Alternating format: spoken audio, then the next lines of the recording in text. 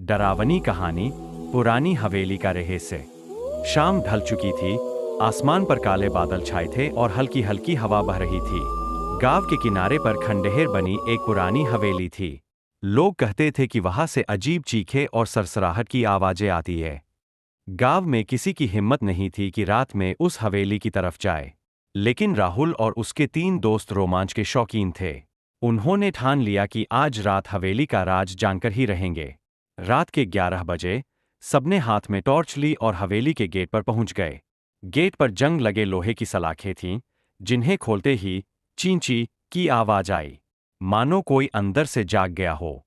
हवेली में कदम रखते ही एक ठंडी हवा का झोंका आया और टॉर्च की रोशनी झपकने लगी। चारों ने अंदर बढ़ना शुरू किया। दीवारों पर पुराने पेंट उखड़े हुए थे और जगह-जगह पर मकड़ी के जाले। अचानक एक कमरे से पायल की आवाज आई। सब रुक गए। राहुल ने धीरे से दरवाजा खोला। कमरा बिल्कुल खाली था, लेकिन फर्श पर धूल में गहरी उंगलियों के निशान बने हुए थे, जैसे किसी ने अभी अभी खून से भरे हाथ घसीटे हों। दोस्त डरने लगे, पर राहुल बोला, डरने की जरूरत नहीं, शायद हमारा वहम है। वे हवेली के बीचों भी बने हॉल में पहुंचे। वहां एक टूटी हुई कुर्सी पर एक गुड़िया रखी थी। गुड़िया की एक आंख टूटी हुई थी और उसके होठों पर अजीब सी मुस्कान थी। अचानक गुड़िया अपने आप नीचे गिर गई और हॉल की बत्तियां अपने आप टिमटिमाने लगीं। अब चारों के चेहरों पर पसीना आ गया। तभी सीढ़ियों से किसी औरत की तेज चीख सुनाई दी। सब ऊपर भागे। वहां एक पुराना आईना लगा था। उस आईने में उन्होंने अपनी शक्लें देखीं, पर राहुल की शक्ल गायब थी। बाकी तीनों डर से कांपने लगे। उन्होंने राहुल की तरफ देखा, पर राहुल वहीं खड़ा था, बस उसकी आंखें पूरी तरह सफेद हो चुकी थीं। धीरे धीरे राहुल ने हंसना शुरू किया।